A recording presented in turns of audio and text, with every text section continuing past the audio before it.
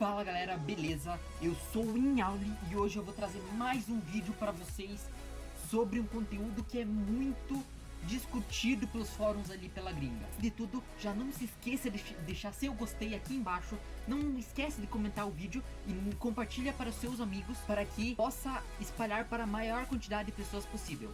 Então vamos lá! O assunto sobre hoje é a guerra de litografia entre os processadores Intel e AMD. Então vamos começar.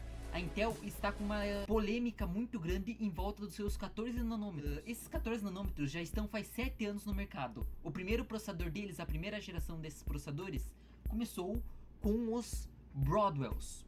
Quais que são os processadores Broadwells? São os processadores Intel Core i de quinta geração.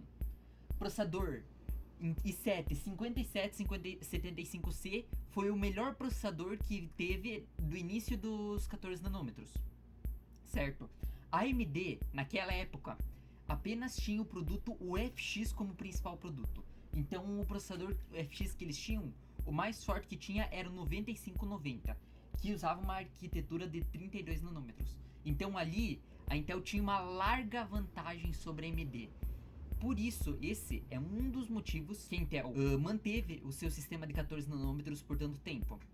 Porque desde 2014 até 2017 não teve um concorrente direto para os processadores i7, certo? A AMD tinha um processo, na época que o Intel lançou os 14 nanômetros, a AMD tinha um processo muito mais antigo, que consumia muito mais energia, era um processador de 220 watts. Ou seja, é um processador com um consumo muito elevado pelo desempenho dele. Aqui, a Intel manteve os 14 nanômetros até se ligar que a AMD estava voltando no jogo. Quando que a AMD voltou no jogo? Quando lançou a série Ryzen. Quando que ela lançou a série Ryzen? Em meados do final de 2016. Então, a série Ryzen foi uma série que mudou completamente a perspectiva da Intel sobre a sua litografia, sobre os seus processadores. Por quê? Porque a série Ryzen foi a primeira série da AMD a trazer 14 nanômetros também. Então igualaram em questão de litografia. Quanto menor a litografia, melhor. Lembrando, em questão de consumo, em questão de desempenho. Então os processadores Ryzen tinham uma litografia, um desempenho muito bom, com consumo muito baixo e um preço muito bom em comparação com os processadores da Intel. Por exemplo, o processador, os Ryzen 7. Os Ryzen 7, eles vinham com o dobro de núcleos e threads do que os i7, Intel Core i7 vinham na mesma época. Aqui tem um esquema mostrando os esquemas de cada processador. Então, os Ryzen 7 vinham com 8 núcleos e 16 threads, e os i7 vinham com 4 núcleos e 8 threads. Ali já teve uma reviravolta. Ali já teve, os críticos já começaram a perceber, a AMD tá voltando no jogo. A AMD tá voltando no jogo. E a Intel não conseguia disputar mercado mais, disputar em questão de processamento com a AMD nesses processadores. A Intel até que refinou bastante a litografia de 14 nanômetros. Mas daí chegou a geração 3000 dos Ryzen, que mudou completamente o jogo. Por quê? Rafael, por que quando chegou a terceira geração dos processadores Ryzen mudou completamente? Porque a terceira geração dos processadores Ryzen chegaram na arquitetura de 7 nanômetros. 7 nanômetros. Então são processadores que têm um consumo muito baixo, um desempenho muito forte e em 7 nanômetros, certo? O que a Intel ainda não tinha saído dos 14 nanômetros. O gráfico, aqui é o gráfico de disputa de mercado entre a AMD e a Intel. O que acontece? A Intel é a linha azul e a AMD é a linha vermelha. Desde meados de 2007, quando a Intel lançou o primeiro Intel Core, a Intel disparou no mercado. Então ele manteve essa vantagem por muito tempo. Até 2016, a Intel manteve essa vantagem muito grande sobre a AMD. Quando a AMD lançou a primeira geração do Ryzen, foi o primeiro pico que teve aqui. Esse primeiro pico e declínio aqui da Intel foi quando lançou a primeira geração Ryzen. Por quê? Os consumidores começaram a perceber que a AMD estava voltando pro jogo. A AMD tinha um processador com uma proposta super interessante, com um desempenho super interessante. A AMD voltou para o jogo. A maior disputa de mercado que teve é nesse momento de agora, por conta dos processadores de terceira geração. Esse escalonamento aqui, que teve da AMD e da Intel, essa aproximação aqui foi justamente quando lançou os processadores de terceira geração da AMD. Então teve todo esse aproximamento do market share de cada um deles. Hoje em dia, em vários mercados, a AMD chegou a passar a Intel.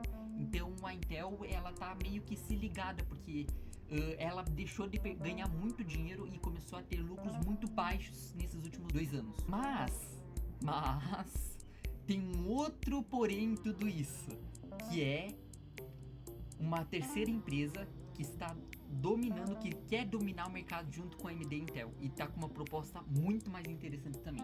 E essa empresa é a maçãzinha, claro, né? É a Apple. O que a Apple tá trazendo atualmente? A Apple, ela tá trazendo com o Apple Silicon. O que é o Apple Silicon? É o Silicon da Apple. É os processadores da Apple. A Apple tá trazendo processadores do tipo ARM para os desktops. O que acontece? Esses processadores ARM, eles têm um desempenho super interessante, com consumo muito baixinho, e eles são feitos na litografia de 5 nanômetros apenas. 5 nanômetros. Então a Apple tá querendo tirar um baita do espaço, principalmente da Intel, nos seus MacBooks, porque MacBook antigamente usava Intel, e hoje em dia a maioria do pessoal usa com o M1, que é super interessante pela proposta deles. Ou seja, a Intel precisa se ligar à AMD também em fornecer alguma concorrência super interessante na questão dos processadores para dispositivos mobile, que são a maior parte desses. É o maior objetivo deles, que é demanda de energia, essas coisas para duração de bateria, autonomia, essas coisas. Então foi isso que eles fizeram. A partir de 2021 ou 2022, a Intel possivelmente manterá a litografia de 14 nanômetros para os seus desktops, e com Meteor Lake vai lançar em 7 nanômetros, primeiramente para notebooks.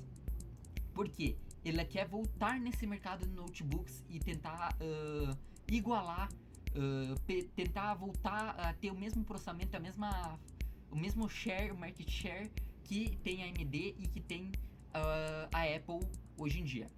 Porém, como nem tudo é flores, nós não sabemos muito qual que é o futuro dos processadores, principalmente em relação à ARM, porque é bem possível que esses processadores voltem, apareçam muito mais em ultrabooks, em dispositivos mais finos, enquanto os processadores desktop provavelmente terão os processadores em formato x86, normalmente como nós vemos hoje, e continuará de uma forma muito comum com o que nós temos hoje. Então eu acho que é isso, pessoal.